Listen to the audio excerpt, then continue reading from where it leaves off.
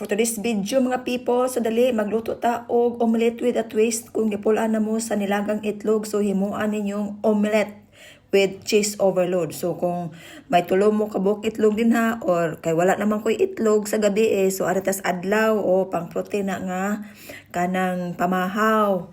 Yan lang. So nagamit ko din ha og extra 11 virgin oil o virgin. So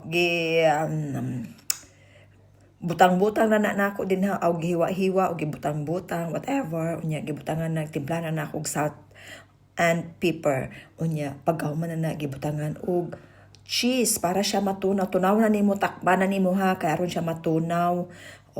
Mao lang na pagkahuman gitakob na ko ang plato para siya ang pagkuha nimo.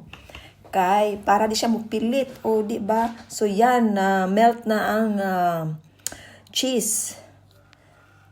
Di ba mao lang na ang ako ang omelette in a minute. So dali na mga unat ta.